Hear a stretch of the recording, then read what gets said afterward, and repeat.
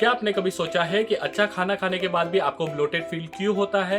या फिर आपका स्टमक एसिड कंट्रोल करता है आपका ब्रेन, रूटीन फेल होता है क्योंकि डाइजेशन सिग्नल ऑफ थे। डाइजेशन ये आपके स्टमक में नहीं स्टार्ट होता है, ये स्टार्ट होता है आपके ब्रेन में। खाने को ब्लेम मत करिए, ब्लेम करिए सिग्नल्स को। आज हम बात करेंगे डाइजेस्टिव सिग्नल्स के बारे में, ना डाइजेशन के बारे में, ना फूड के बारे में। जैसे समझो मैंने अच्छा खाना खाया और मैंने डाइजेस्ट कर लिया, ऐसा नहीं है। हमारी बॉडी ऐसे काम करती है जैसे पहले आता है सिग्नल्स, फिर डाइजेशन स्टार्ट होता है। जो सिग्नल्स रॉन्ग हुए तो अच्छा खाना भी डाइजेस्ट सही से नहीं होगा। तो डाइजेशन स्टार्ट होता है ब्रेन में, ना कि स्टमक में। खाना मुंह में रखने के पहले ही ब्रेन हमसे क्वेश्चन करता है कि क्या ये खाना सेफ है या नहीं। जो हमारे ब्रेन को सिग्नल्स आते हैं कि ये सेफ और अच्छा है, तब जाके हमारे डाइजेशन प्रोसेस ऑन होती है। जो हमारे ब्रेन को स्ट्रेस फील या तो फिर कोई गड़बड़ लगी या अनसेफ लगे तो डाइजेशन प्रोसेस ऑफ हो जाते हैं। ये कंट्रोल होता है एक नर्व से जिसे कहते हैं वेगस नर्व। जैसे समझो वेगस नर्व ये डाइजेशन स्विच है, या फिर आप ऐसा समझो कि वेगस नर्व ये मेन पावर स्विच है डाइजेशन के लिए। जब वेगस नर्व ऑन रहेगी यानी कि डाइजेशन प्रोसेस ऑन रहेगा, तब आपके स्टमक एसिड बढ़ जाएगी, एंजाइम रिलीज होंगे उसमें से, बाइल फ्लो अच्छे से होगा, पैनक्रिया अच्छे से काम करेंगे, गट मूवमेंट इंप्रूव होगा।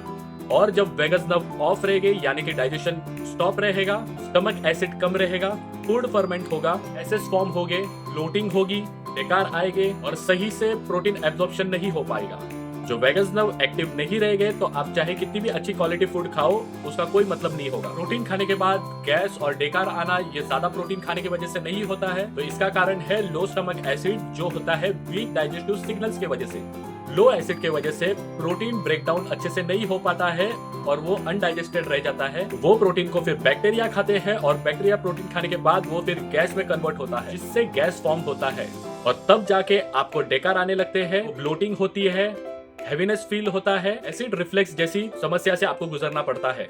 और ये सारे लक्षण है लो एसिड के, ना कि हाई एसिड के। फूड से स्टमक एसिड नहीं बनता है। बहुत से लोगों की ये गलतफहमी होती है, वो ये सोचते हैं कि तीखा स्पाइसी खाने से एसिड बनता है, जो सरासर गलत है। स्टमक एसिड तब बनता है जब वेगस नर्व सिग्नल्स भेजते हैं और पैरासिम्पैथेटिक नर्व्स ऑन होती है। जब स्ट्रेस होगा तो सिग्नल्स ब्लॉक होंगे और जो सिग्नल्स ब्लॉक होंगे तो स्टमक एसिड लो होगा। एंशियस लोग जो होते हैं वो प्रोटीन डाइजेस्ट नहीं कर पाते हैं, जिन्हें जल्दी जल्दी खाने की आदत है, उन्हें ब्लोटेड फील होता है और जो खाते वक्त फोन में लगे रहते हैं उनका डाइजेशन तो पूरा ही खराब हो जाता है। एंजाइम और सप्लीमेंट ज्यादातर फेल क्यों हो जाते हैं?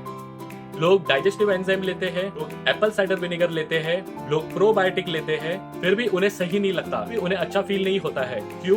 क्योंकि सप्लीमेंट तभी काम करेगा जब उसको सिग्नल्स मिलेंगे। जो वेगस नर्व ऑफ रहेगी तो एंजाइम एक्टिवेट नहीं होंगे, बाइल जूस रिलीज नहीं होगा, प्रोटीन वैसे ही सड़ता रहेगा। यही सबसे बड़ा कारण है कि सप्लीमेंट काम नहीं करते। हमारे डाइजेशन के लिए हमें 3 सिग्नल्स चाहिए। पहला है सेफ्टी सिग्नल, दूसरा है मैकेनिकल सिग्नल, तीसरा है टाइमिंग सिग्नल्स। सेफ्टी सिग्नल्स के अंदर आता है शांत आराम से बैठ के खाना, आराम से ब्रीदिंग करना और रिलैक्स जॉ। और मैकेनिकल सिग्नल्स में आता है अच्छे से चबा के खाना खाओ, फूड टेक्सचर और सलाइवा रिलीज होना। और थर्ड टाइमिंग सिग्नल्स में आता है मील का फिक्स टाइम होना चाहिए, बार बार कॉन्स्टेंट स्नैकिंग नहीं होनी चाहिए। तो इसमें से एक भी जो मिस हो जाता है तो आपके डाइजेशन ड्रॉप हो जाते हैं। हमारा गट फूड तब डाइजेस्ट नहीं करता है जब हम स्ट्रेस में या अचीविंग मोड में होते हैं।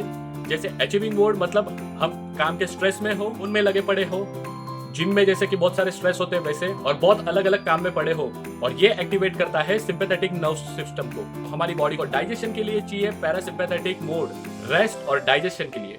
तो pre workout stress, post workout stress, खाते वक्त मोबाइल यूज करना, ये पुअर एब्जॉर्प्शन की निशानी है। इससे पुअर एब्जॉर्प्शन होगा। तो डाइजेशन ये फूड पे डिपेंड नहीं करता है, ये डिपेंड करता है क्या आपकी नर्वस सिस्टम डाइजेशन अलाउ करती है या नहीं। ये सब निर्भर करता है आपके नर्वस सिस्टम पे।